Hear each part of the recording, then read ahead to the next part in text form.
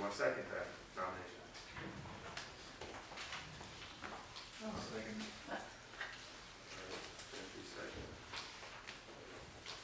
Is there an additional nomination? Yes, I was going to nominate Commissioner Weldon again. I'll second that. Second, right? That's it, now we go to. Yeah. Or you can And ask that's if it, there's everybody, any there's any other. other Is nomination? there an additional nomination? All right, hearing none, we'll move to a voting sequence of. Yeah, I would say the best way to do it is to say, ask how many are in favor of Mr. Green first, and then after that, go to, if that's, and if you have the number, requisite number, then it's over, or you go to the next one. All right, Wait, this is your first yeah, this is the first one on this. organizational meeting as secretary of the What's board. going on right now? All right. Take your time, we We will good. take a roll call or account for Commissioner Green. We'll start with, do I read the names off? Sure. Yeah, do the roll call. You got your vote on? Yeah. All right. Commissioner Gentry, No. Commissioner Green, No. Commissioner Lopez, No. Commissioner Raines, Yes, oh, no, excuse me, no, but if you make the motion, you should at least vote yes. I'm just asking for, I'm reading the room, so, yeah. not about me, it's about how you feel. all right, okay. We have 4 no's, and that would from it, then vote Okay. We'll move on to the next nomination for chair with a vote. I didn't get a chance to vote, I'm off the list. I mean, I know I was with. We already, I said it's Commissioner Court. Because there were 4 votes. I mean, you want to.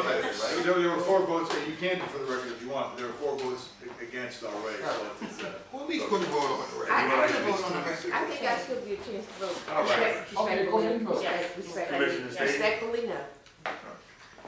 Thank you. Commissioner Walker, Chairwoman Weldon Gordon. All right. Now, for the next nomination, we have Chairwoman Weldon Gordon. Well, we have Commissioner Weldon. Mr. Wells, right, All correct. right. Commissioner Gentry, Yes. Commissioner Green, Yes. Commissioner Lopez, Yes. Commissioner Raines, Yes. Commissioner Staten, Yes. Commissioner Walker, Yes. Commissioner Weldon Gordon. And so we have a new chair, or continued chair, Yeah.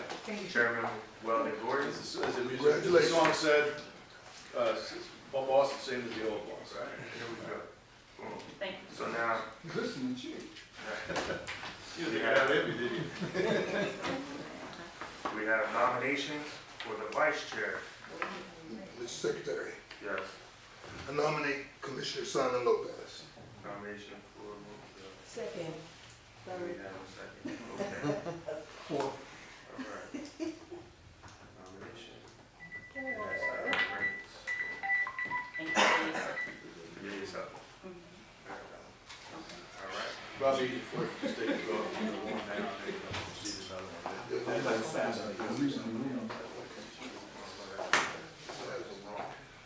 You go to, you can ask for the nomination if you want. Do we have any other nominations for vice chair? Seeing none, we'll take a vote. Mr. Board Secretary, seeing that there aren't any, I suggest we make the motion by acclamation. Is there a second for that? Second. And I guess the vote will be all in favor of Mr. Lopez being the vice chair by acclamation, all indicate by saying aye. Aye. Any opposed? Hearing none, sorry, I'm stealing your thunder, but you're right. All right. Now, Congratulations, Simon. congratulations, everyone. Yeah. All right. Now we have a. Now you can adjourn. You have to adjourn. So you have to do the motion. You do this, right? Oh, Yeah. can I have a motion to adjourn this meeting? So moved, Madam Chairwoman. Second. All those in favor? All right. Cool. Just in time for the next meeting. Okay.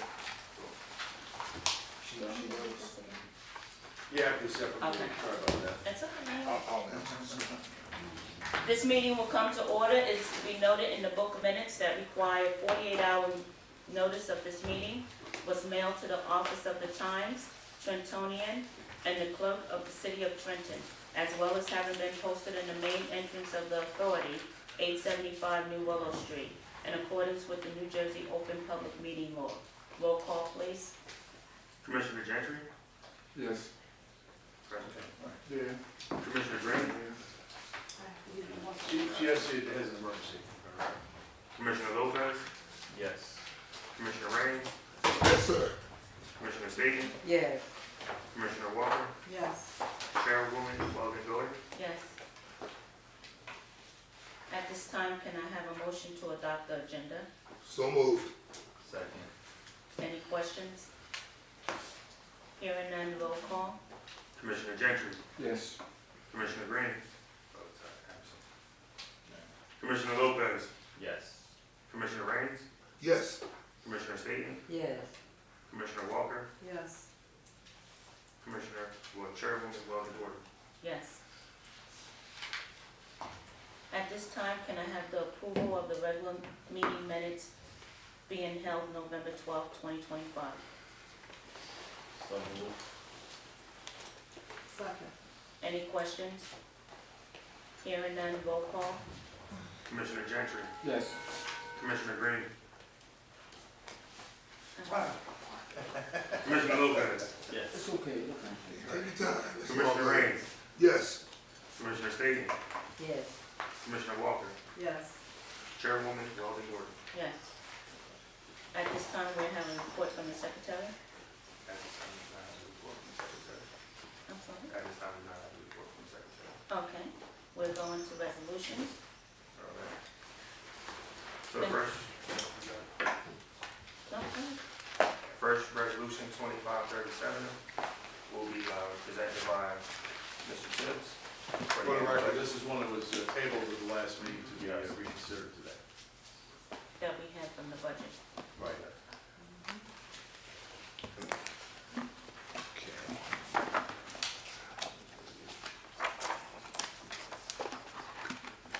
Good afternoon, Commissioners. Good afternoon. All right, so Resolution 2527, or 2537, excuse me. This resolution authorizes the Trenton Housing Authority budget for the fiscal year of January 1st, 2026, ending December 31, 2026. It is, again, recommended that the Board of Commissioners approve the budget for the fiscal year to come in January 2021. Can I have a motion to adopt 2024, resolution 26. 2537? So moved. Second. Anybody have any questions? I have a statement. Commissioner Ray? I have a statement, not a question. Just want to commend Director Squire Tibbs and our secretary on the outstanding budget presentations they gave, especially for our newer commissioners that didn't know the ins and outs. I mean, it was a very good job for both of you gentlemen. Thank you.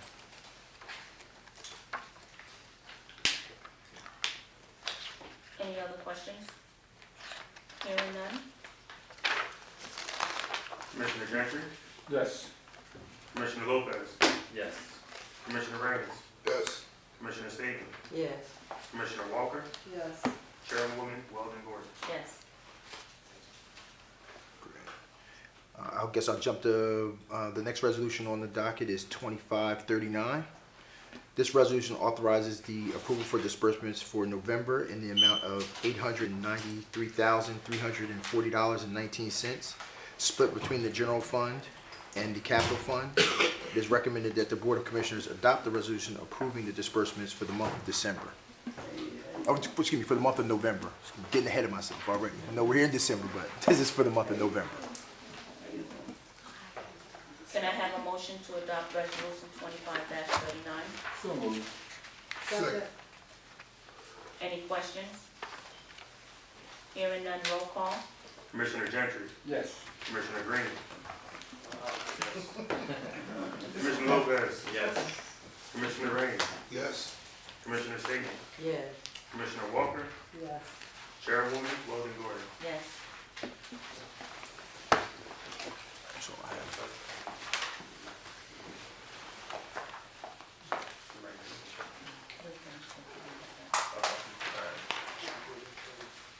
present resolutions 2540 through 2543. All right.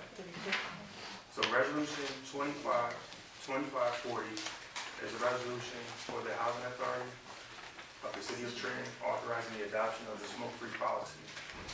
Our smoke-free policy that we put together, the research and resident surveys to information sessions was conducted between 2019 to 2018.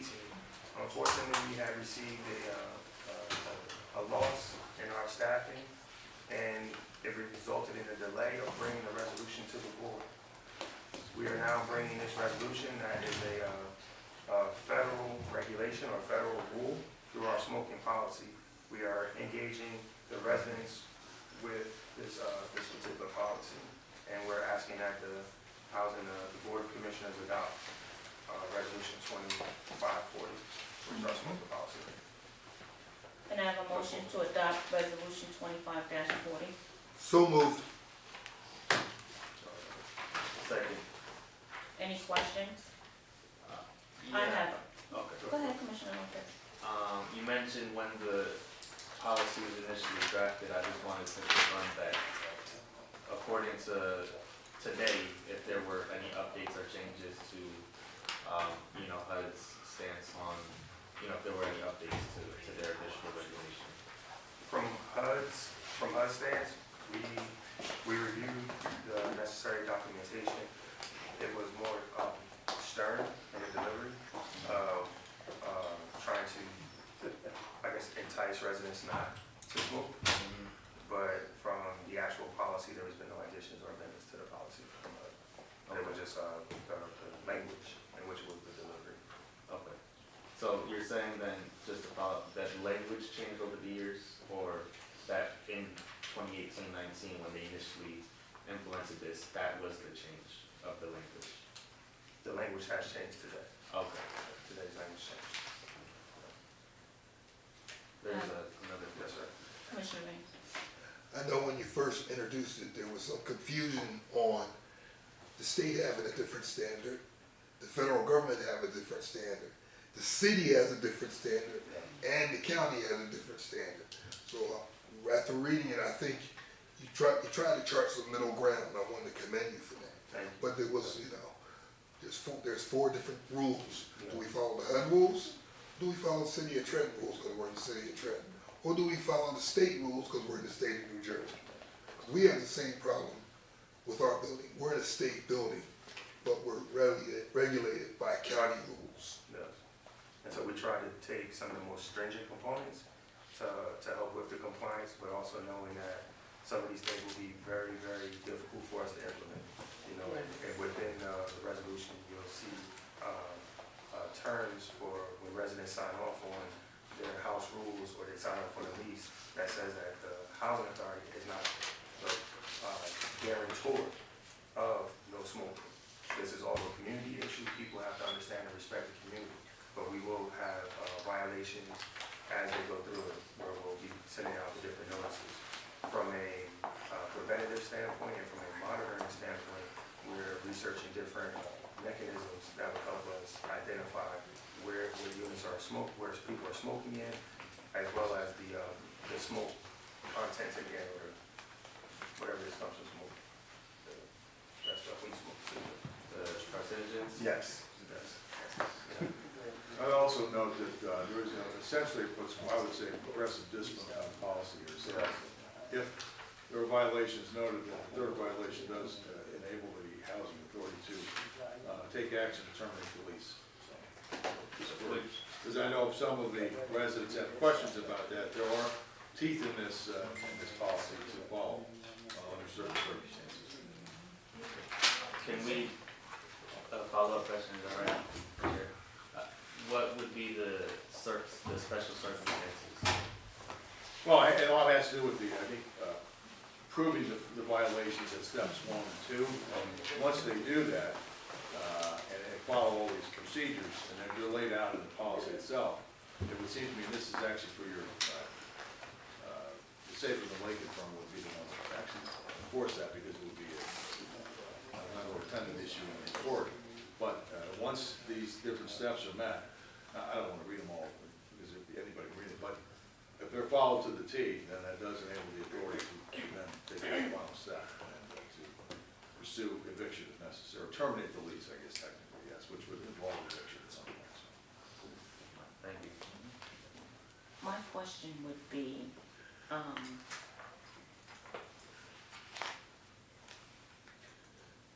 don't get me wrong, I don't smoke, but I know sometimes it's a struggle for people who do smoke, for them to stop smoking. The only concern that I have is, if we're gonna do this policy, I would really hate to have somebody evicted for not following the rules, but we have that every day. But the tenants need to know that this is going to be a strict policy and you're gonna follow it to the T, because this is also a health issue for other people who do not smoke. And a lot of times, when HUD first announced this and we had a conference in Atlantic City about it, I asked the question, how do you monitor someone who smoked? Because the housing authority works from 8:30 to 4:30. What people do after that is their business. But in our conference, they stated that all the units were gonna be painted. And normally, when people smoke, you know, that lingers in the air. And that's how they can tell if you are still smoking in your unit, you know. And then there's also the signs where you can't be 25 feet from the building when smoking. So,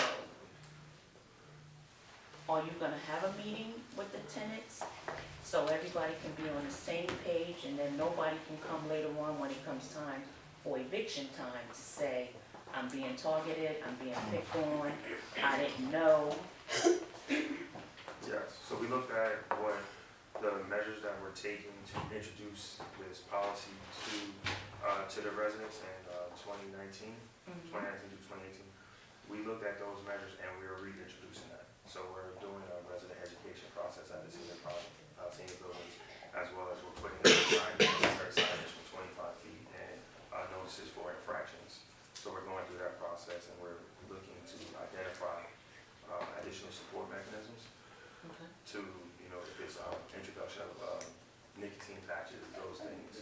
So we're trying to be as helpful as possible and making sure that people understand the importance of changing. I have a question. Commissioner Walker? Has anything been done about the employees? Yes, we've had discussions with employees and we are reintroducing our employee manual and the status of what they should and shouldn't be doing. It's in writing. Yes.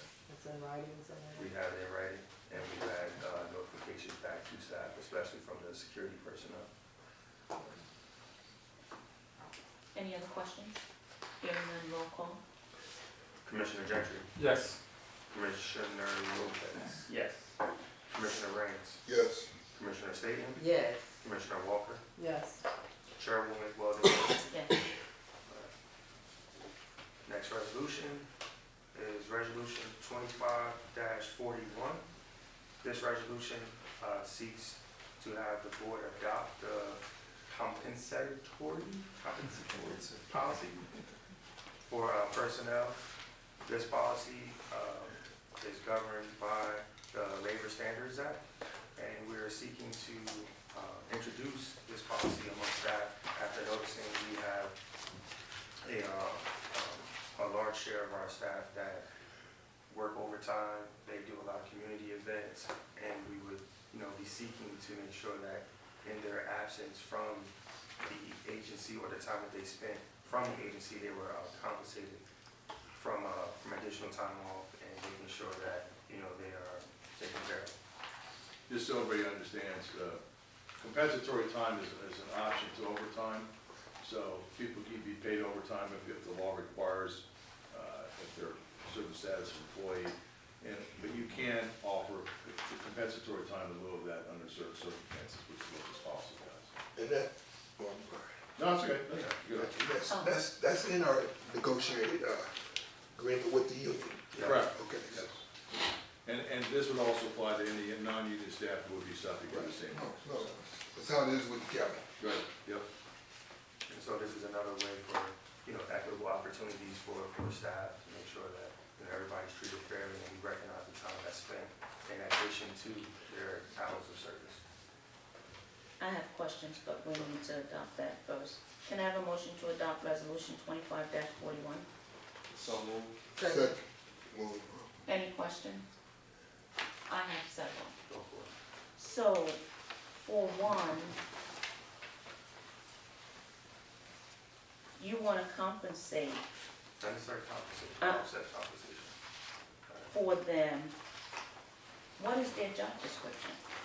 Is this duty in their job description? No. So the duties of us having as an example, the services that was provided for doing the staff program. So when the staff program funding was lost, we had staff that came in on Saturday that provided alternative food measures. We had staff that came in during their personal hours to give out mattresses because people are not all home at 3 p.m. They stay later. So to offset that overtime cost that shoots our budget up, we have different hours that we offer for them to stay home or to come in a little bit later. You understand? I could answer the questions for which employees this applies to. Under the federal law, employees who are considered exempt are not subject to overtime, for example, if they're salaried people. If that's what you're For saying. example, perfect example. So they would not be subject to that, but anybody who was considered a non-exempt employee, it's certainly that your union staff, but anybody who's also non-union but would qualify for that, would then also qualify for being paid or compensated under these terms. So it depends on your classification and whether you're exempt or non-exempt. And a lot of people, it's an easy thing to have your eyes glazed over when you hear that, but the federal law has certain definitions as to what types of positions are non-exempt, which would then not have this type of pay, or those that, exempt would not have this type of pay, or the non-exempt, which would then be, would qualify for this. So did you ever think about looking into maybe they will have comp time? Oh, it is. Okay, all right, just making sure. This gives, I'm just thinking, this gives the flexibility, Okay. so in lieu of overtime, you can do this, under Okay. certain circumstances. Right. any other questions? Roll call? Commissioner Gentry, Yes. Commissioner Lopez, Yes. Commissioner Raines, Yes. Commissioner Staton, Yes. Commissioner Walker, Yes. Chairwoman Weldon Gordon. Yes. Resolution 2542 is an additional policy that we're seeking to update and actually bring into our actual fold for employees. We were previously operating under COVID standards from the emergency, where we were offering people the opportunity to telecommute and work from home. So this particular policy makes it an actual employee perk. And for certain staff members that have the ability to work from home, we will give them the ability to work from home. And it's also for, employee retention measures, for us building our staff and making them more equitable opportunities. Can I have a motion to adopt resolution 25-42? So moved. Second. Any questions? I have one. So who is allowed to work from home? I can provide you a list of positions, but in the aspect of naming staff, I will refrain from doing that at this point. Especially in a So- public meeting. Yeah. Let me rephrase that. So is that for directors or different departments? It will be cross positions, excluding positions that are exempt from doing so. As an example, maintenance staff can perform their job function from home. Security staff cannot perform their job function from home. So I can provide a listing of those positions policy then. Yeah, it was actually in the policy itself, there's this list, not exclusively, but does list some of those times. Yeah, because Any other questions? Roll call. Commissioner Gentry, Yes. Commissioner Lopez, Yes. Commissioner Raines, Yes. Commissioner Staton, yes. Commissioner Walker, Yes. Chairwoman Weldon Gordon. Yes. And now we have, what's the next one? 2543, the wall, correct. 2543 is our walk-on resolution. This resolution has been presented to the board, first in the format of the board establishing the committees in June of this year. It was voted on for us establishing standing committees. Now we are bringing it to the board for it to make it a resolution, a policy for the board to have these standing committees. To memorize it. This is also consistent with the updated bylaws. And it's the updated bylaws as well as the recovery plan.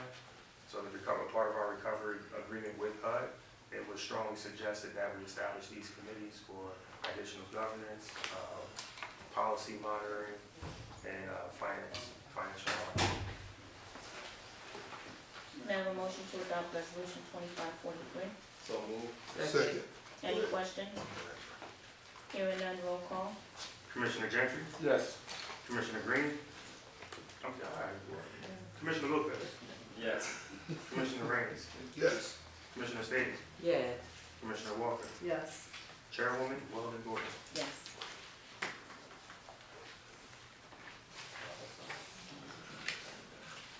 So our next piece of information that we have is our information education session.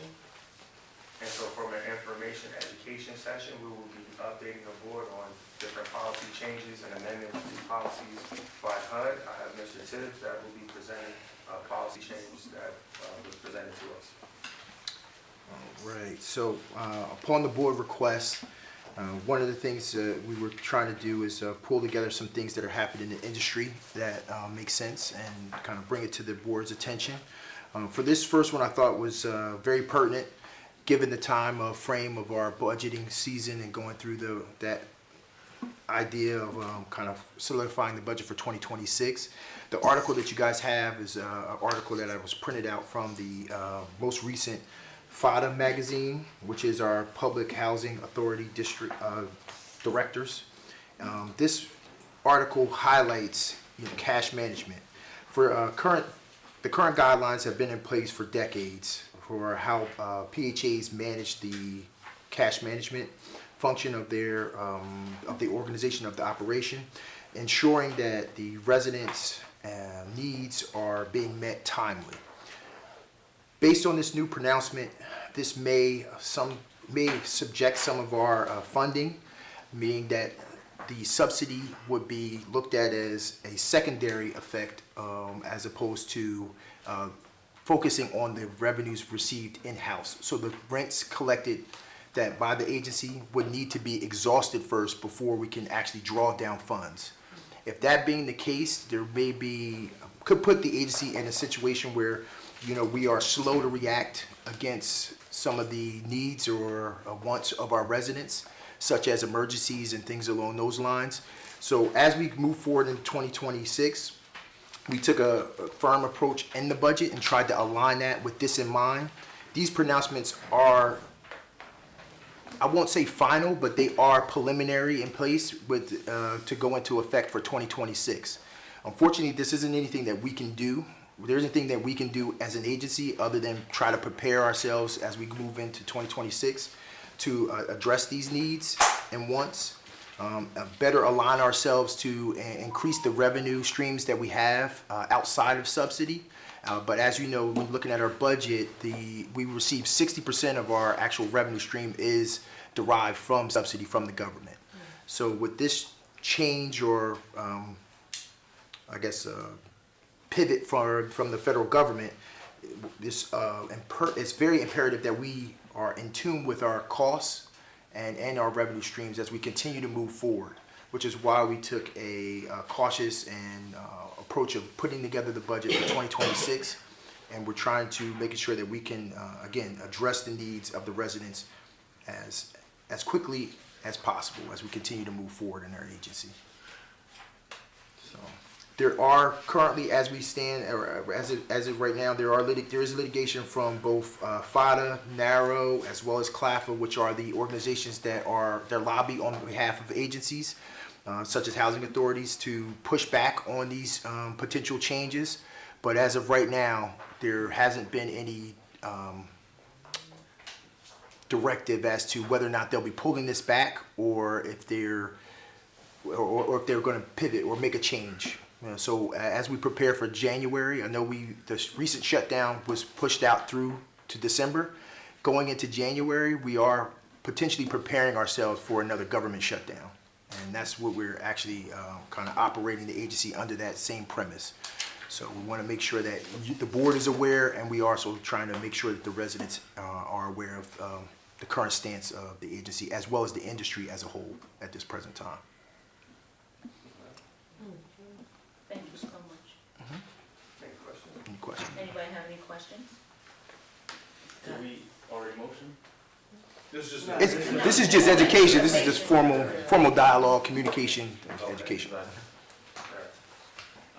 Yes, I do have Commissioner Lopez? a question. And so, under this new policy, in the case of a government shutdown, we technically wouldn't really have any cash reserves in the same way that we would before, because we're expected to spend what we get immediately for the subsidies.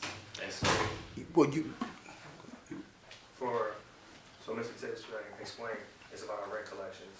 So they want to exhaust all of that first and then ask for subsidy.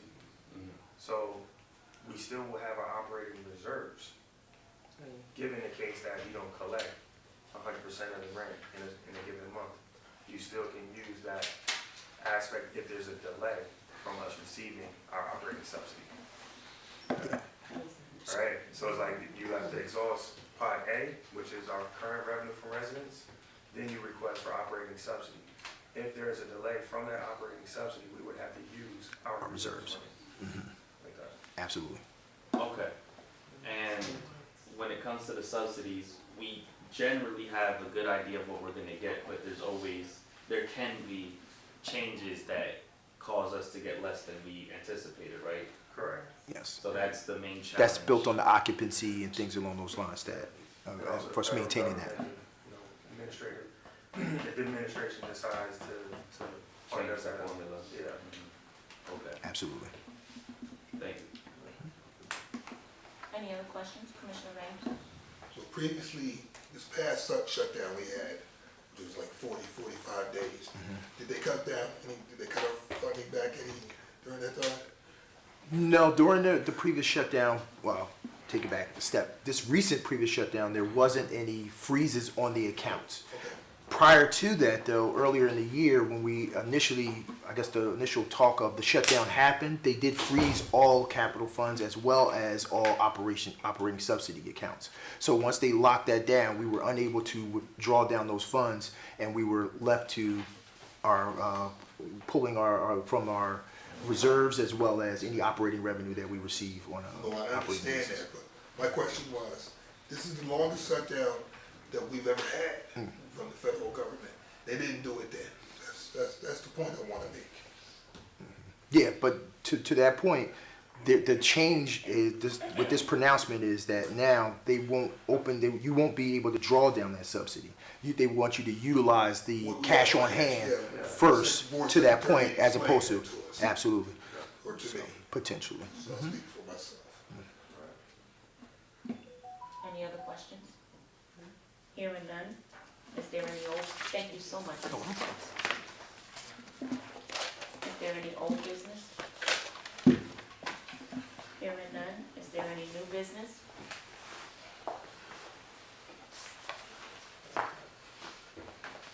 We have to include public sessions, yeah, that was at the education. Okay. At this time, we have public comment. If anybody would like to speak, I hope you wrote your name on the paper. Commissioner Slayton, I just wanted you to know. the Ms. woman Hutchinson? in the back wanted Yes. your information I because they am gonna wanted give to it call to it. you. All right, so I just figured I'll let you know that. Record should also note that Commissioner Walker exited the meeting at 12:29.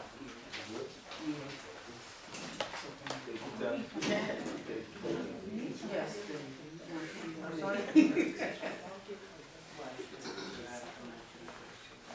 Good afternoon. Good afternoon, how are you My today? name is Deborah Hutchison. I am Vice President on the Resident Council of Josephson Building. I wanna, talk about a few things that some of the residents has brought up at the meeting last night. We had in the building. One is that we pleased to know that Ms. Stanton has adopted the building.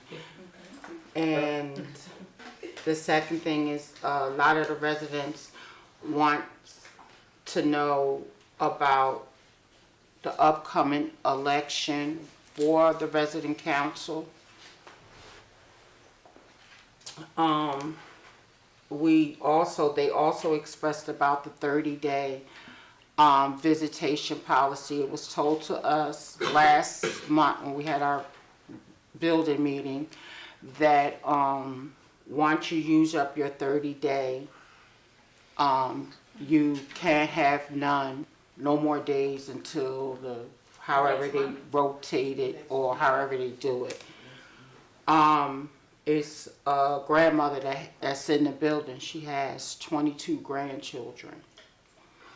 And they sometimes visit her. They're a very close-knit family. And sometimes she needs more than 30 days for her grandchildren to come, visit her and stay with her for a while, spend time with her and things. So,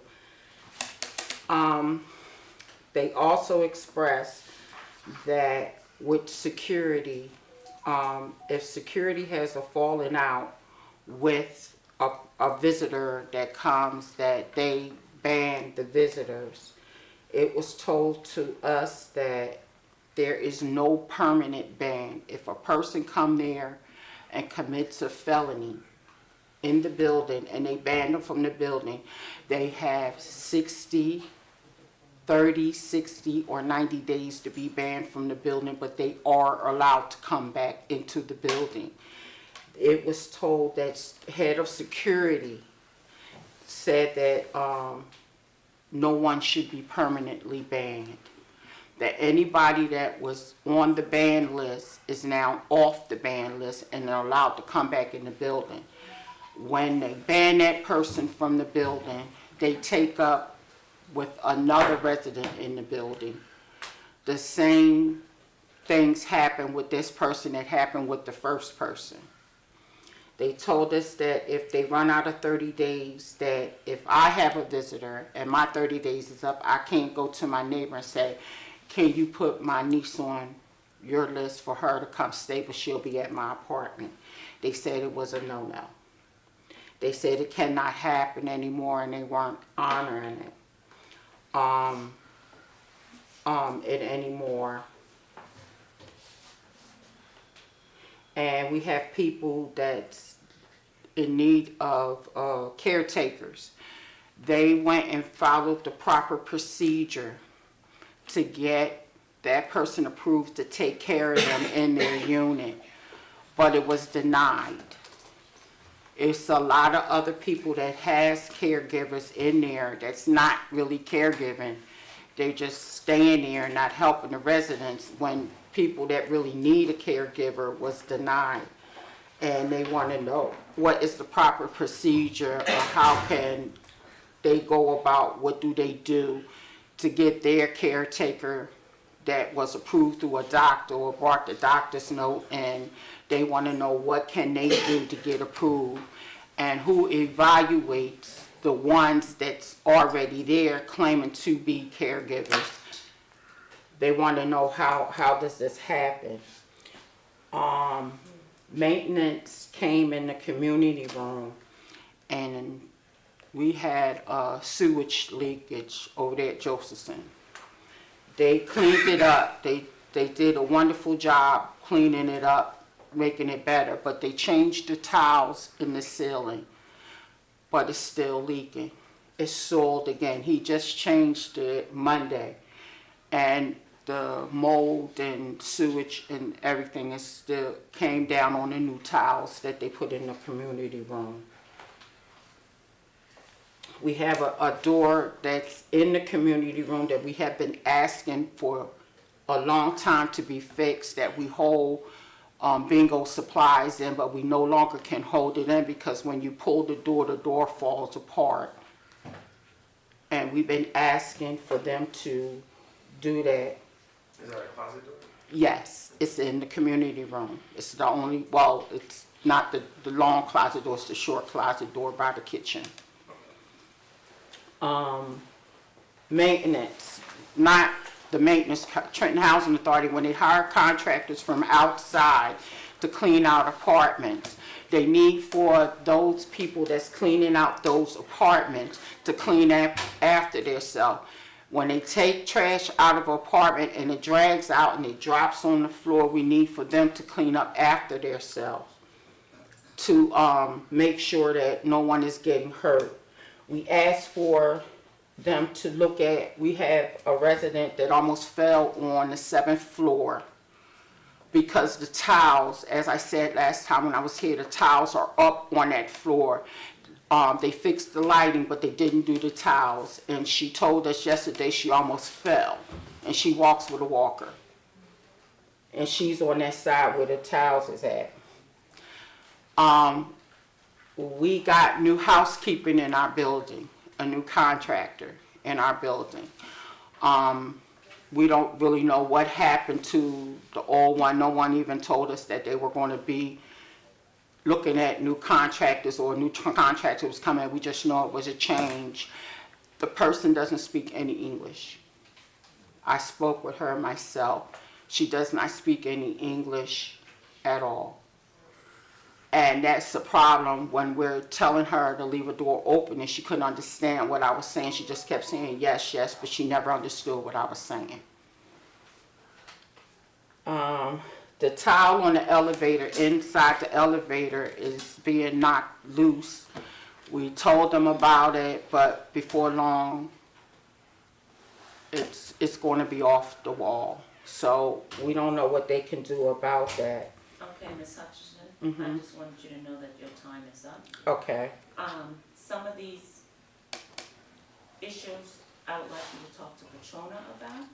Mhm. And then secondly, since Commissioner Staten adopted your building, Mhm.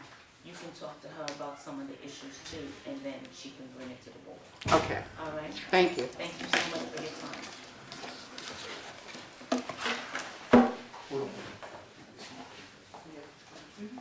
Ms. Elise McCray?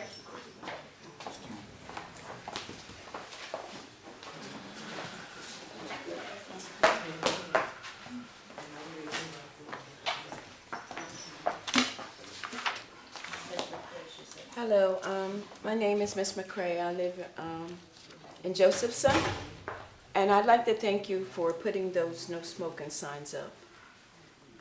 I really do, and about the educational piece. Last month, I requested a reasonable accommodation, but I didn't get any response. Mr. Lake doesn't respond to my email, and I handed it over here. And I still haven't heard from anyone. And I'm sorry, what was the complaint? A reasonable accommodation For? because of the smoke in my apartment. Okay. And since then, I have discovered that it's coming from the pipes in the back of the building, coming into my bedroom and my balcony door. I have 3, and it goes upwards. So I thought it was all marijuana and cigarette smoke, but my air quality monitor kept turning red and alarming right by the patio door. So I went outside to try to figure out where the smoke was coming from. and I have a sensitivity and an allergy to smoke. And I have 3 letters from my doctors. I moved there because the smoke was coming through my vents in a luxury affordable apartment. So I was hospitalized with sepsis for 5 days. Then after that, I feared sleeping in my apartment because I didn't want to get sick again. But it got too cold to sleep into my apartment. So this apartment became available. So I took it. But as you see the smoke generating, I'm sorry. I'm so sorry. I just really was feeling it. So, and I have pictures of that, and I also have pictures of my air quality monitor turning different colors with the instructions and the guidelines, with the telling you what that means. Poor, very poor air quality. I sealed the vents in my bedroom and in the bathroom, keep smoke from coming in. I have 3 doctor's excuses here. And the lawyer is completing my constructive eviction now from when I moved here. We're ending that community health law project because of the smoke and the air quality. So I wanted to know, huh? Could you repeat that? Which one? You're ending a legal proceeding? Because where I moved from, I got a constructive eviction because of the air quality What is that? causing me to hospitalize. What is a constructive eviction? A constructive eviction is that when you can break your lease and not be Okay. penalized. All right. And what I wanted to say, because I know I don't have a whole lot of time, yesterday I went on an interview because I'm on the top of a list at another HUD building. But she told me that I had to move in 7 days and that there had to be 24 hours between me leaving that HUD apartment and getting into the new HUD apartment. So I called the HUD hotline and they referred me to New Jersey Housing Mortgage Finance. And they also, the Newark field office, and to Region 2, New York, New York. So it says go to your manager first. So that's what I'm doing before I start involving outside people. Because I heard you say that to the lady about the pantry problem, because she went to the councilwoman. Okay. So I would like to do that. I know resources, because like I said, I'm a nurse, retired, but I wanted to present it here. I don't know when my name will come up on another list, and I have an opportunity to move. That's affordable. And I have 2 friends that live there, and they enforce their no smoking policy.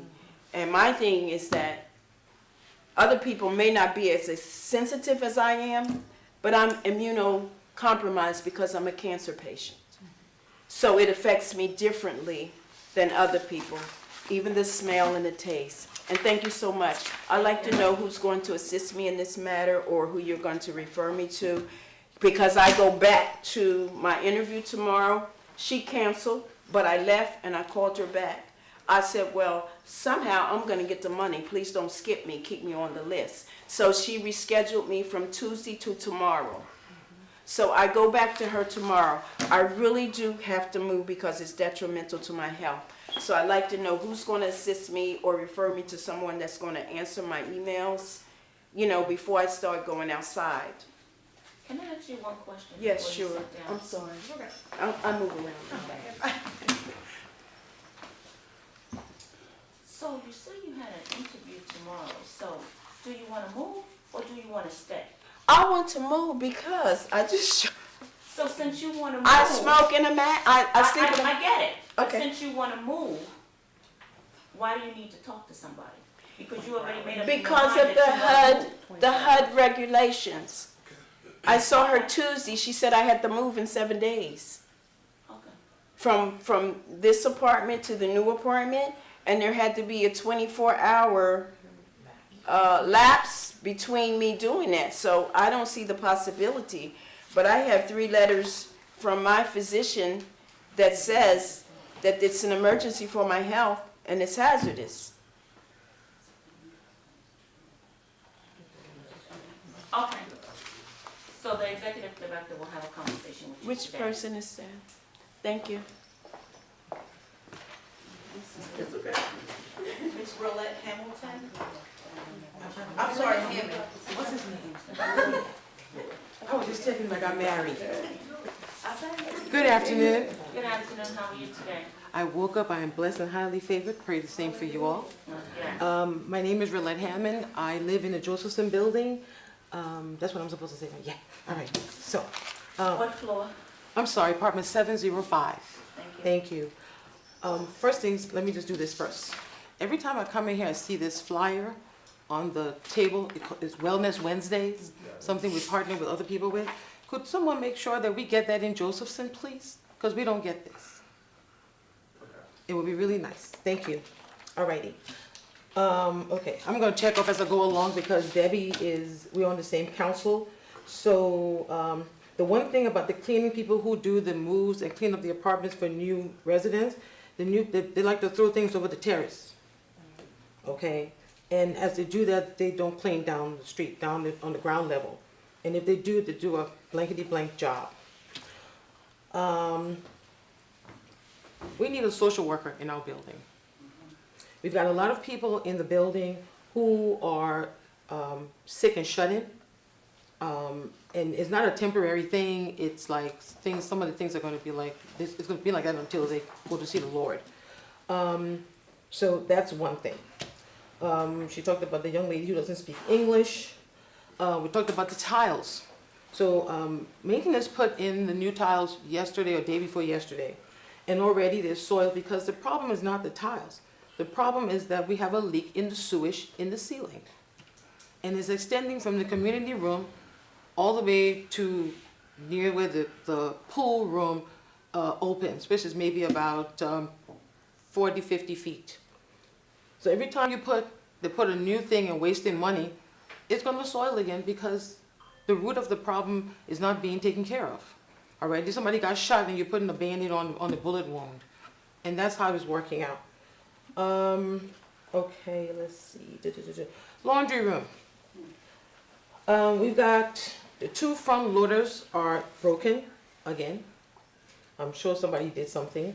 And one of the dryers, When you say broken again, can you confirm when the last time it was operable? I was in the laundry room yesterday, day before yesterday? Day before yesterday, so 2 days ago it was working.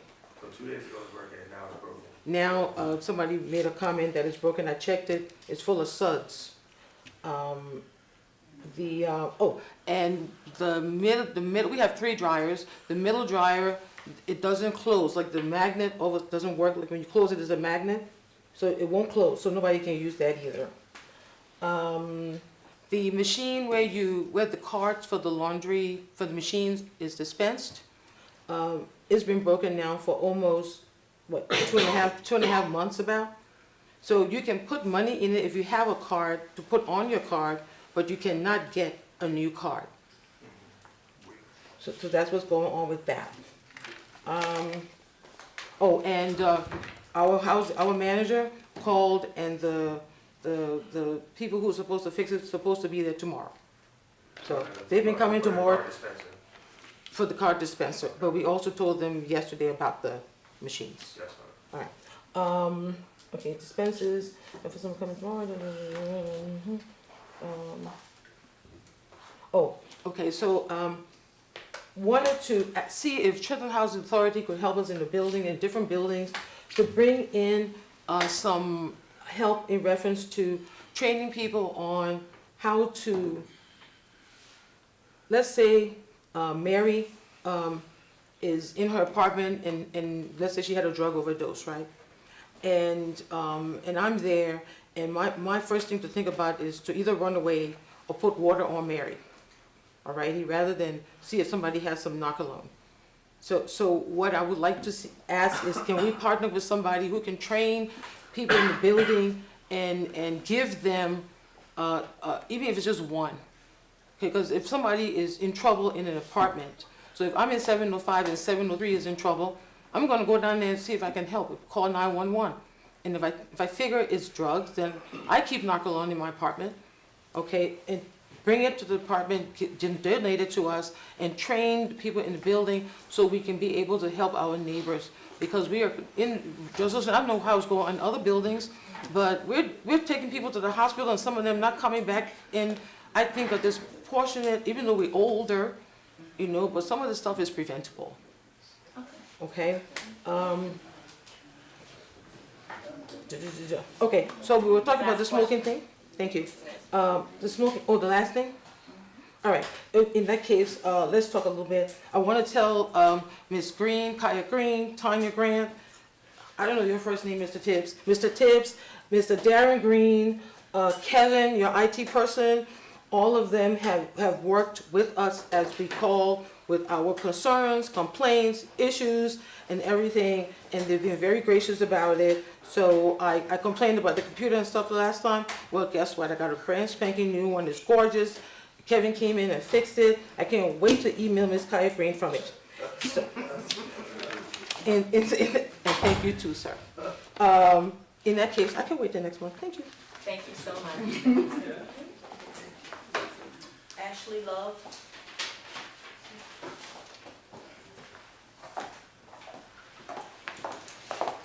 Hello, everyone. Good afternoon. How are you doing? I am wonderful. I'm blessed to be alive this morning to I love see all of you this beautiful faces. My name is Ashley Love. I've been a resident here at Donnelly Homes for 10 years. Now, my last name is actually Love. I grew up in a house full of love, and so much love was poured into me, but not here in the city of Trenton. I was raised in a township of Ewing, but my parents, Evan and Chanel Love, they actually met right here in Donnelly Homes in 1980. And so when me and my father moved here 10 years ago, it was devastating for me, but for them it was just, you know, they got a kick out of it. You know, they started, you know, reminiscing on, you know, how they met and things like that. But today I was encouraged to come and just to speak about the impact that I've been making in the lives of the youth in Donnelly Homes. And for the longest, I've watched kids grow up and go to the other side of, you know, from Roselle to Martin Luther King or to Southern Street and just become a product of their environment. I've seen kids just rip and run with, you know, just fighting each other with nothing to do besides the programs that Ms. Tanya Grant and Darren Freedom Green has for the like summer camps and after school programs. But besides that, there's really nothing for them to do. For the longest, I thought I didn't have any purpose here. I was just surviving being here. Until this year, things changed. I've seen new kids this year, and I connected with them and just invited them to my church. Now, I'm the youth advisor over at New Mount Carmel Baptist Church. It's located at 119 West Ingram Avenue. And ironically, my parents that met here in Donnelly Homes in the 1980s, they got married at that same church in 1988. And I just invited a couple of kids just to come over, you know, hey, maybe if you like music or if you like instruments, just, you know, come over and, you know, see what church is about. And a couple of them came, right? 5 of them came and they loved it, right? They came and they were so excited to come. And, you know, of course they didn't know any church etiquette, you know, at first, but as they started to come, they started to learn. They started to learn the songs, and they started to invite friends. And this has been since the 2nd week in June. Now, I don't have a vehicle that I own, so I've been walking them around to the church since the 2nd week in June, and it's been great. They've been just so excited. They run up to me, Miss Ashley, I was in school, and, you know, I was singing this song, and, you know, I remembered this, and I told this friend to come, and I get up on Sunday mornings now with just a new joy, like just a new joy to get up and to cook for them. I make them a warm breakfast every morning. Grits, it's usually grits, eggs and turkey sausage, and they love it. Now mind you, I'm not a cook. My mom, she was a cook. She's a cook and she owned a soul food restaurant, but I was the one always at the table ready to eat, not really learning how to. But I know a little bit, so, you know, and it's just me in the home, so I really don't cook for myself like that, but I just get up with such great joy on Sunday mornings to cook for them and to, you know, just take them over to the church, and it's been so great.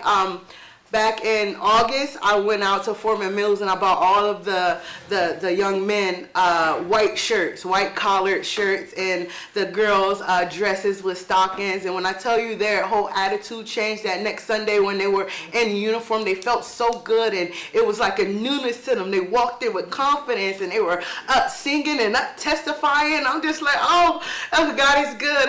Praise the Lord. So it's been so great, but we struggle with, now there's 11 of them, and we struggle with, you know, getting over there because there's so many and now it's getting cold. But I had the pleasure of speaking with Mr. Darren Green and asked him if he can just, you know, if we can borrow the van to take these kids over around the church, and he has faithfully since October been picking us up from Donnelly Homes and taking us around the corner to the church on Sunday, and that's just been a heaven sent because it was the need, and the kids was tired of walking. They enjoyed it in the summertime, but if you can imagine, this all you know, they're friends, so they're fighting on the way there, and by the time we get to the church, they're sick of each other, you know, and so it's just been heaven sent to have that vehicle. But I've been the church haven't had many youth. So this is like the first time we had like the actual youth program in a long time. So like I'm the youth advisor and I teach the Sunday school, and I really fund all of the everything. We did a hallelujah party, you know, on Halloween night. You know, they came and they didn't know what was going on, but I just said, come in and say hallelujah. You know, they came in their costumes, and I bought pizza and chips, and one of the parents here, she stepped out, she bought candy, and it was so great. We actually have a Christmas play, the Christmas story, the birth of Jesus, coming up December 21st, and they have roles, and they are so excited about their roles. They're calling each other, they're meeting up at each other's house, going over lines, and they're just so excited. It's a newness. They like to be involved in something, and it's really making a great impact on them.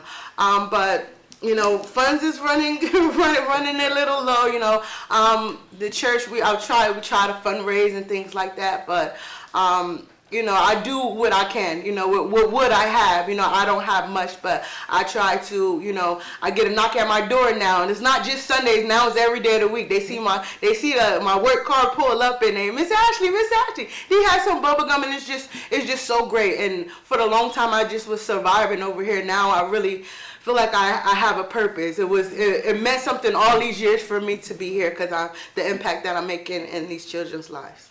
Thank you so much.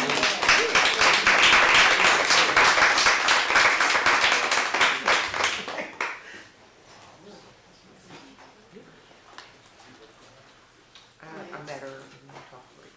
Mr. Kenneth Hill.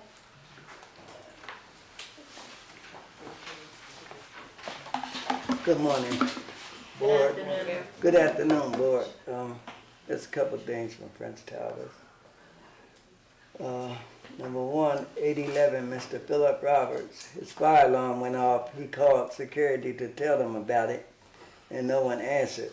That was the security in the building, I understand. The residents stated that the alarm went off for about 15 minutes. 15 minutes the resident said he was cooking, and that was the alarm was going off. Number two, front and back door area concrete is damaged. It is covered with rugs. June cold fell. Other residents had tripped. Number three, we as floor captains and resident council should be made aware of new residents moving in the building, and on what floor? On the floor. Parking lot lights is out. cars are being vandalized.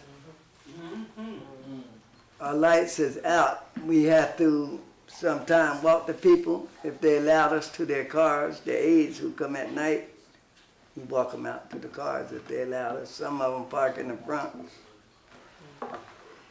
Stuff of that nature. Security.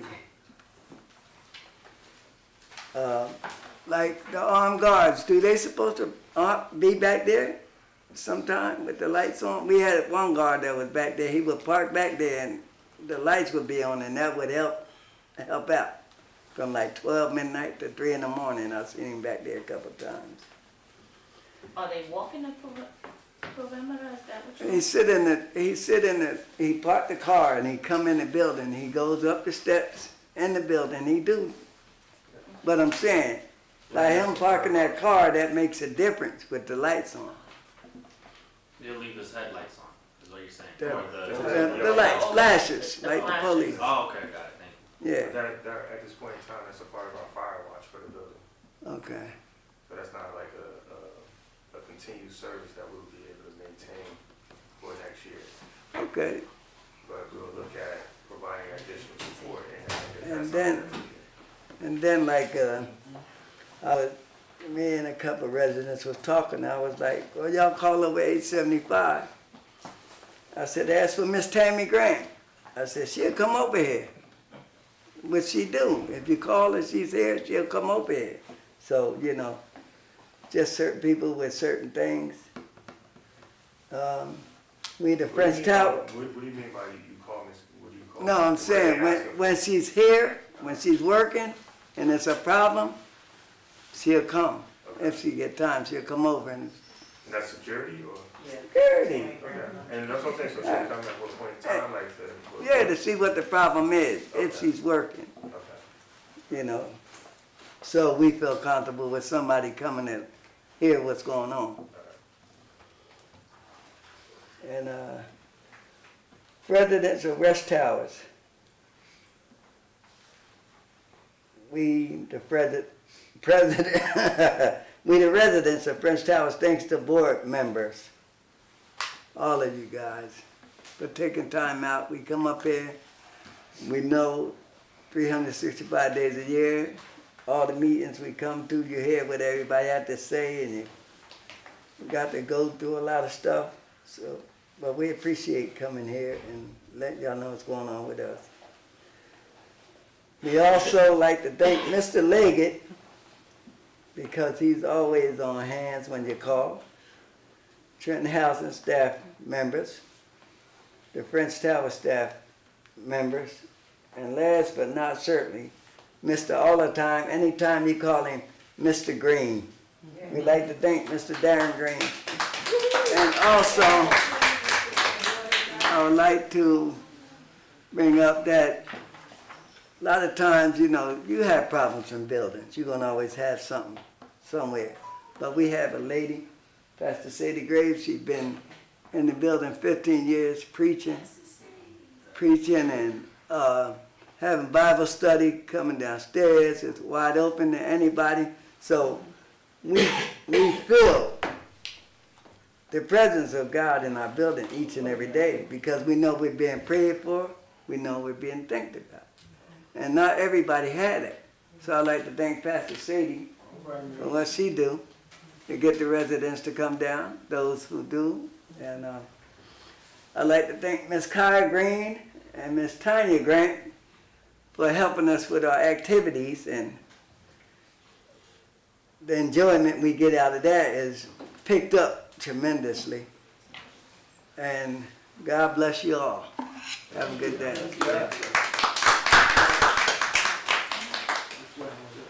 Thank you. I think that's all. No, Did anyone else want to speak?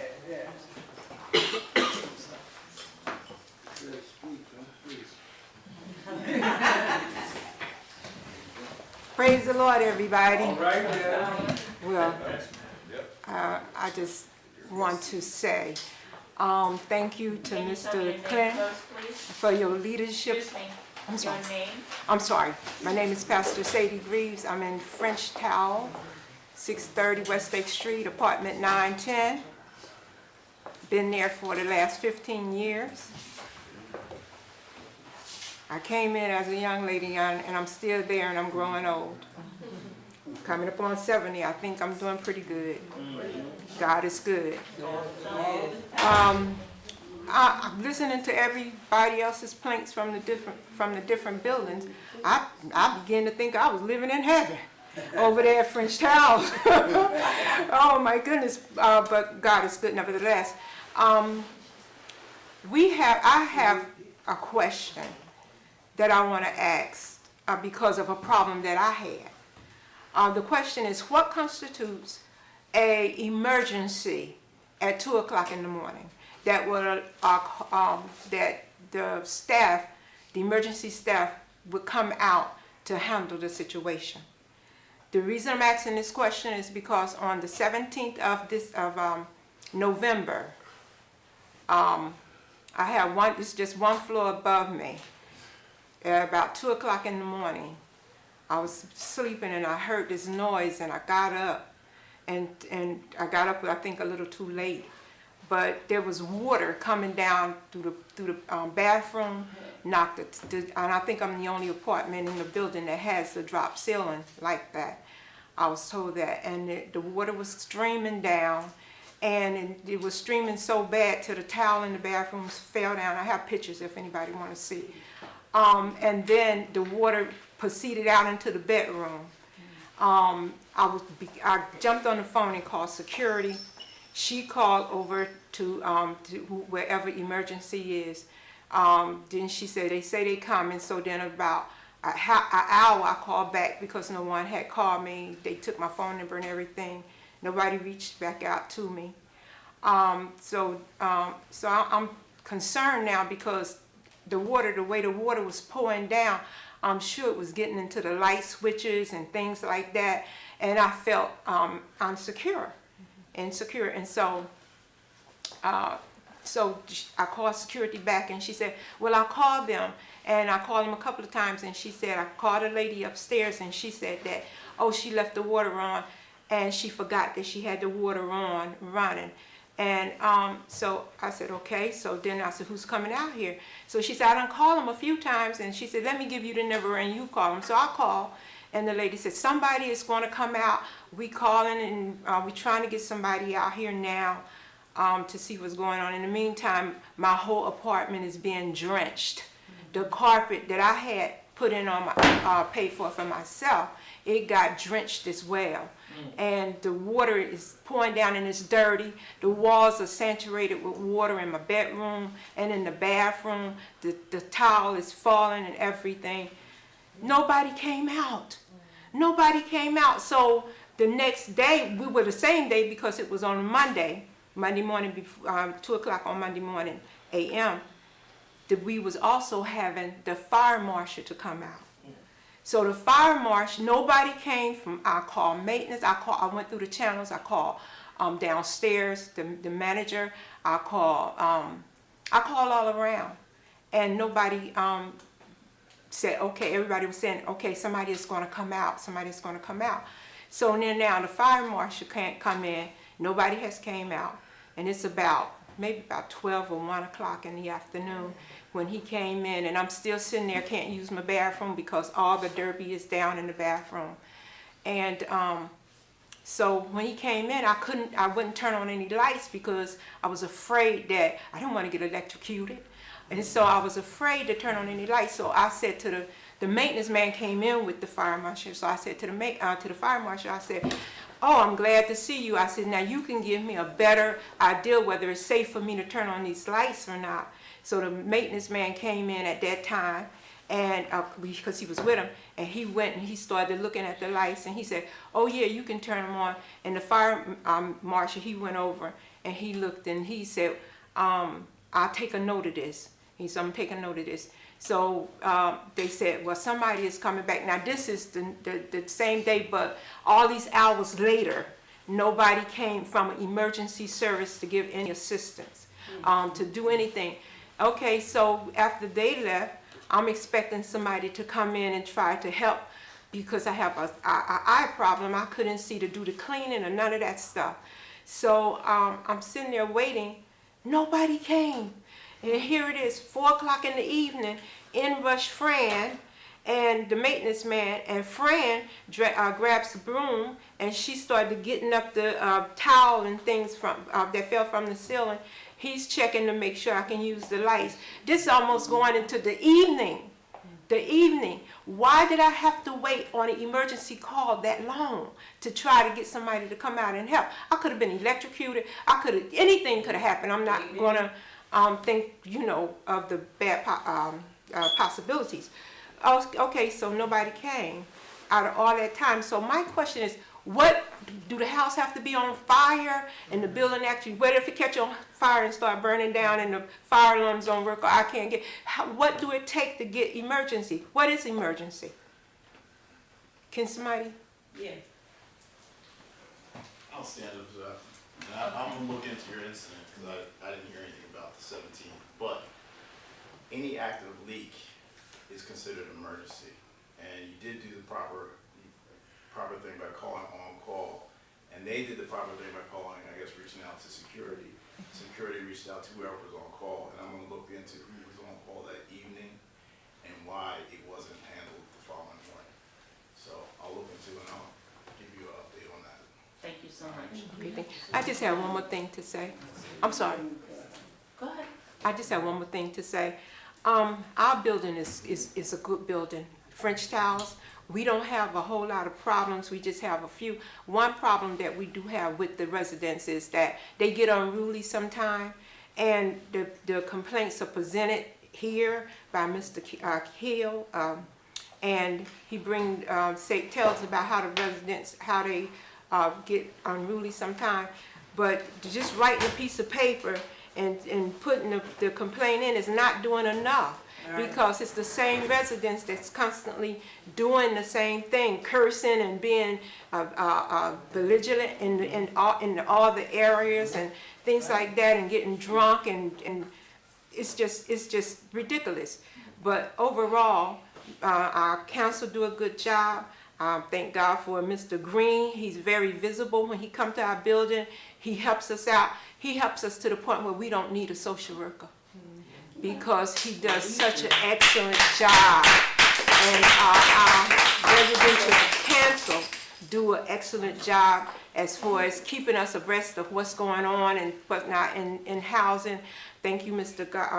Clinton. I don't want to say your last name because I don't want to mess it up. Amen. But that, I appreciate that, but what's your unit number? 910. Thank you so much. And now I'm gonna say one more thing. Mr. Jelani told us about 10 years ago that he was going to, that wasn't 10 years ago because you was there in that meeting, when he told us that he was going to do something about the overnight stays. We will look into that, and Mr. Garrett is no longer here, so. Yeah, I know. That's neither here nor there. Okay, he's no longer here. Right. But the one thing I want to say is, everybody advocating to get more days and nights. We don't really need that, just 15 more. Because what's going to happen is the family members are going to start trying to move in with their families. And I like the fact that my family can't come and stay with me no longer than that. That's why you moved into that building. That's why I moved into that building. I like that. I don't want that too much to change. Maybe a couple of more days, but we don't need nobody to move in there. And because if you open the spectrum wide, you're going to get that. You're going to get people coming to stay for days, weeks, and months, and you ain't going to know. Thank you so much. Amen.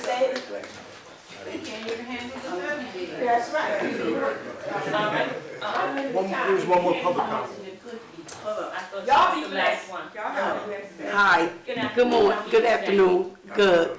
My name is Tammy Grant Funches. I'm second shift supervisor of security. And I'm here because I heard a lot of, this is my first time coming to the meetings. I didn't know anything about it. But I was hearing that it was a lot of problems with security, and I came to hear. And the problems y'all having, I'm not saying they ain't, because they are. And I understand the smoking, because my brother died of lung cancer and he didn't smoke at all. So the secondhand smoke, I understand. But the problem I have is you said they could smoke, but they gotta be 25 feet from the building. But if they 25 feet from the building, they can't see the desk. Security can't see the desk, and we need to see the desk because me personally, our job is to protect the residents at all costs. And I'm big on that. Like Kenny said, if my security called me, I'm coming. 4 to 12, I'm coming. I'm gonna handle the problem. I'm coming. So a week ago, I had the problem at French, and I went. Like the lady said, she's cussing my security out. Crazy. They saying that these people shouldn't get banned, but they need to get banned. Because she was totally out of control. She was so totally out of control, I had to call the police. When the police came, she was all over the place. Then she goes in the office and tell them that the girl's son bust her lip. We see, she videoed it. We didn't touch her. So then the other night I came over, she took a video of me. And she sent it to someone. And she said, do you know this B? Because I need her effed up now.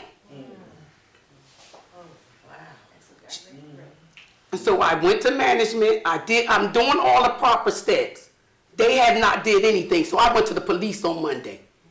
I leave here at midnight. And if anybody jump on me, I'm sorry. It ain't going down like that. I'm nice, but I'm going to protect myself at all costs. I have a 14-year-old daughter I need to get home to. And this is foolishness.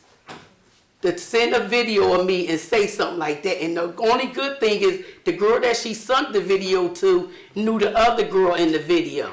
So she showed it, she sent it to her, and she said, this girl sending this video around saying, do she know y'all? Do anybody know y'all? And I leave out of here at midnight. And I don't know who's waiting in the parking lot for me or nothing. So Cherry walks me to my car, so I know once I get in my car, if they follow me home, I got something in there for them. So if I make it in there, they gonna be in some trouble. And these people, they saying, oh, they don't need to get banned, they don't need to get banned. They need to get banned. Yes. They need to get banned. Yes. That's one way to keep our buildings safe. And just like last week, we had an incident with the fire department. They told us not to let nobody park in the no parking. The security tells the lady, you can't park there. The resident comes downstairs and cuss her out. So he's telling her visitor, yo, go move your car. Security only doing their job. Right. They come in here and they tell the bad part, but they never tell what they do. That's right. And I'm here to tell that they beat us up. They beat us up. And I'm tired of getting beat up, and I'm not letting my people get beat up no more. I'm standing for them. And if they wrong, I'm telling them they wrong. When they arguing with them, I tell them, shut up. My mom always told me it take two people to argue. Somebody got to be smart. What is you arguing for? You told them what you had to say, stop. That's right. We ain't going back and forth, stop. So 4 to 12, I'm trying to get it under control. I'm trying to work, trying to do whatever I got to do. But when people start threatening me and I have to go to the police to get police, and they coming in here saying people shouldn't get banned, yes, they should. Because I shouldn't have to feel unsafe at my job. That's right. Because I work at Trenton, and I've been there 25 years. They talk about smoking. We can't even smoke in our car. You can't smoke for 8 hours. So if you can't go 8 hours without smoking, you got to, oh well. If you tell them don't smoke, they ain't going to smoke. So that's all I had to say. Thank you so much. You are. A gentleman wanted to come back up. I don't know if that's permissible. I just wanted to, Dolly, going through everything that I went through. But we want to thank you so much for what you did for us for Thanksgiving. We want to really appreciate that. you know, so much was on the paper, but we really want to thank you for that so much. Everybody enjoyed themselves, No problem. and we appreciate you very much. And I'd like to thank Tanya Green, Kaya, who pulled Thanksgiving out for us at the last minute. All right, at this time, Ms. Weldon, you adopt our building, right? no, that's, No, French oh, that's French towers. Yes, we French Tower. Well, by me being the commissioner and the chair, I take care of all the senior buildings. I alternate. So I don't want anybody to feel Yeah. no different type of way. So all the senior buildings, you know, I take care. Can we get So- another one then? For Abbott and Joseph, just so everybody will know, I will be feeding everybody on Christmas Day from 12 to 2. So please be prepared to be there. At the Abbott building. The Abbott and Joseph, yes, Josephson has to go to the Abbott. yes, Do you need volunteers? no. Okay. Oh, that was nice of her, yes. One more thing I just want to say, we have the best resident council president, and I'm being prejudiced. We Yes. have the best resident council at French Tower. So if anybody need any pointers, he's been there for about 50 Okay. years. At this time, we're gonna have commissioner's comment. Thank you. Commissioner Staton? Thank you, Madam Chair. Just want to congratulate you on your second term, and to Councilman, to Commissioner Lopez, congratulations on your election as Thank Vice you. Chair. I have full confidence in both of you and your leadership. Look forward to working with you. To the residents who come out to speak, I always enjoy hearing from you. To Ms. Hutchison, and in your notes, I took them. So I'll be talking to you folks soon. I have my business card with my personal information as well, and I'll give that to one of you to contact me, okay?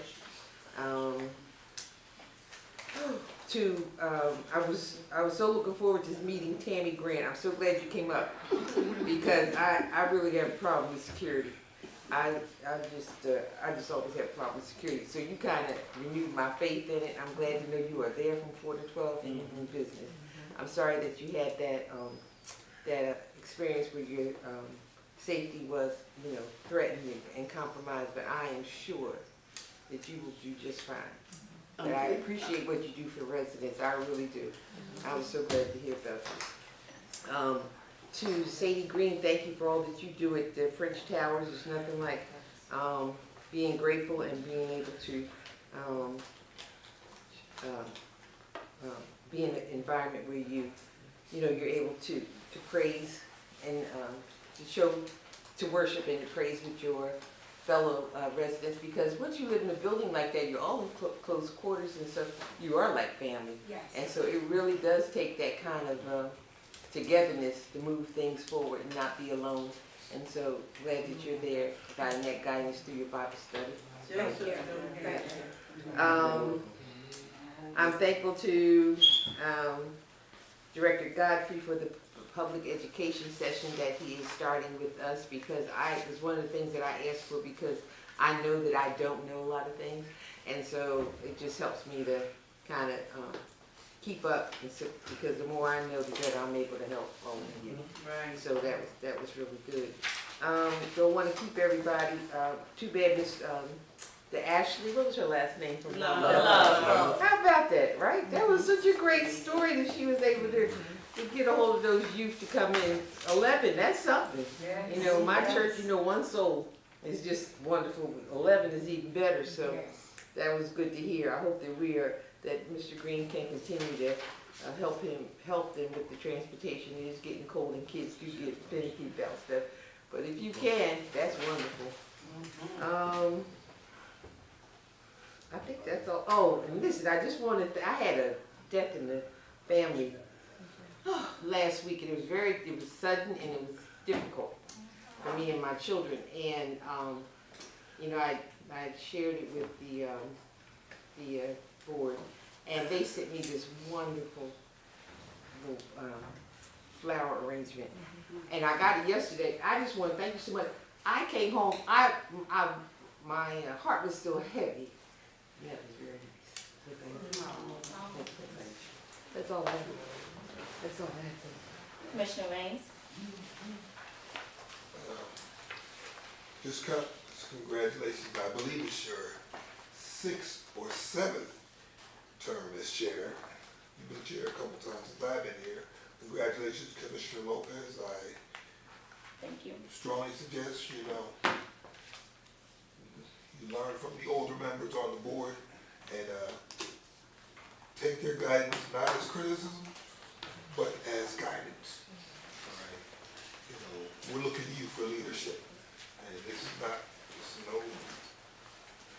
we can't be honest among ourselves. We can't be. Don't read the room.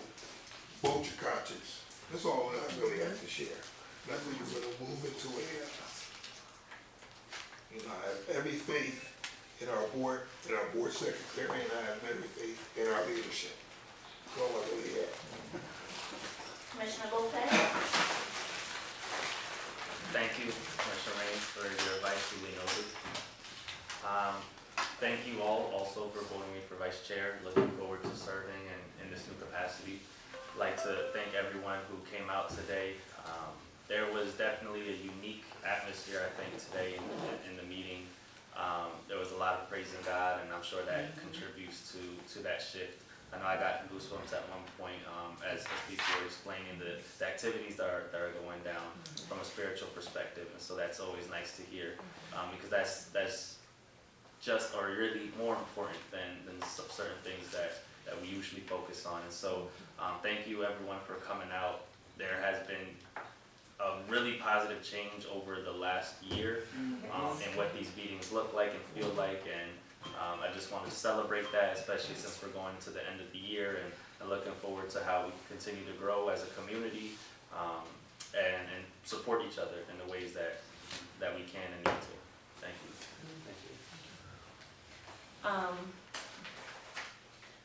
I want to say my heart is really full because on Thanksgiving, we had such a wonderful time. As long as I've been feeding the seniors, I have never, ever ran out of food. I felt so bad that I ran out of food. And I ran out of gifts. So I had to go and replace all of that. But just to see the joy in everybody's faces, and they were up, they were dancing. My mother would be proud.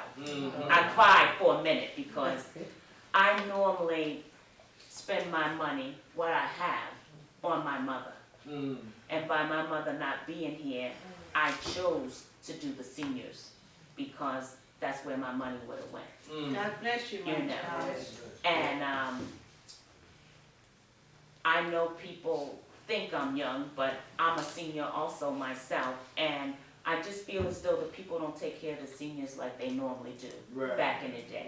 You're right. You know, my grandparents was a very important part of our lives, you know, so we all have struggles. We all struggling about something, some form, some way, somehow. And I just feel as though I just need us all to come together.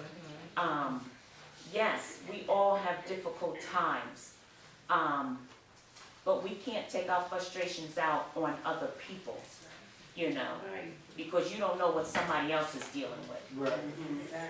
But I just want us to just come together a little more, you know, and make it as a family unit, because y'all are in that building together every day, all day, you know.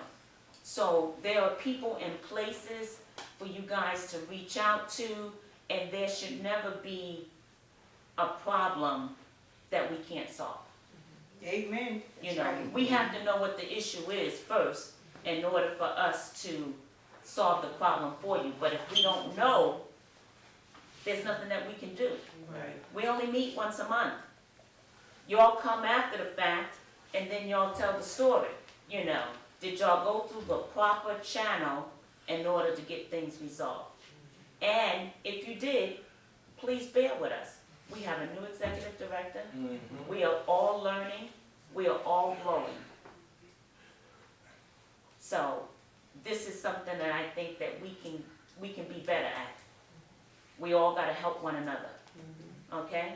Amen. And the last thing is, on Christmas Day at the Abbott Building, and please, the people from Josephson, Miss Hammond, I'm gonna give you that task to please bring over your colleagues over to the Abbott Building, okay? So we can have a very Merry Christmas.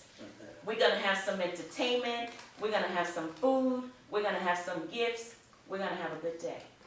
Madam, I wish I could be there. I gave up my Thanksgiving for Josephson. I'm going to be with family for Christmas. It's okay. Because like you, I just lost my mom too, so I'm going to go be with Oh, I'm family. sorry to hear that. So, Okay. well, we have an able vice president right here. Okay. She got this. All right. So That's she's fine. going to dance with me too and dance and shake it up. Okay. All right. Commissioner One Reyes. thing, we had joined Abbott Building when they gave us things, they invited Josephson over to Abbott Building. We're trying to mend the bridge between the two buildings. Okay. Janie, resident over there, invited us and gave us 12 residents from Josephson Building Thanksgiving baskets. And we had church service, and we fellowship with Abbott Building in the community room. So we're trying to bridge that back. Okay, I have one more question. On Saturday, I sent 50 plates to each senior building. Did y'all receive it? Did you not have food in the community room? On what day? On Saturday? No. Saturday we got the food What, from the individual firehouse. Yeah. Yes, from the We got firehouse. food for the firehouse. Yes. For the residents who signed the paper, there were like 8 of them, 8 or 9 of them. And they got the food, yes. It should have been 50 plates delivered. No. No, not there. Okay, No. all right. 237 Hoffman. Oakland. Oakland, right? Yeah. Okay. Yeah, we passed them out, we knocked on the ones who couldn't go out. The ones that went out, and when the fire department came, we got push carts and knocked on everybody's door. We didn't get them Saturday, we got them Sunday morning, gave them that stuff. Okay. Commissioner Reyes, I apologize. No, no need to apologize. I just have a question, and maybe my board members can help me that are here. I know when I was chair, and then you became chair, you let the board know when you did these special things. Hearing it at a board meeting is good, but you know, we're a team. And if we're gonna be a team, let's allow us to help you, all right? And and I know when I was chair, you would come to me and we'd get the whole board involved. And then when you became chair, I remember me and Commissioner Gary going on Thanksgiving You did and come one Christmas. time. Okay. You did come one time. We did more, I know I did when I was chair. There's nothing that went on here that if the commissioners held, I wasn't there. And you know, I wouldn't bring it up. And maybe Commissioner Lopez and Commissioner Staten can give me a little, tell me that, oh, she called me. Because I mean, you did the same thing when our last board secretary left. You planned this going away. We're a team. And all I'm asking you for you, as you start this new year in 2026, be more open. That's all. All right now, I have been feeding the seniors since 2013. You haven't. Did you know that, Commissioner State? Did you know that, Commissioner Vice Chair Lopez? You gotta communicate with folks. You're the chair. That's incumbent upon you. It's not my responsibility, not Commissioner Green's responsibility, nor is it Commissioner Gentry's responsibility. Chair is just not asking questions, move a resolution. Chair is being a leader.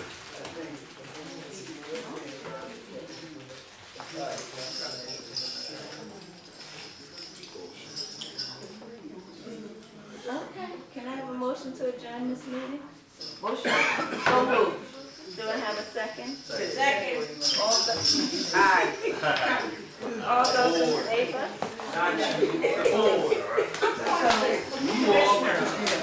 Last month. Starting cruise. Thank you. get this signed? Yeah, we need you guys to sign the audit resolution. No, you don't, you weren't here then.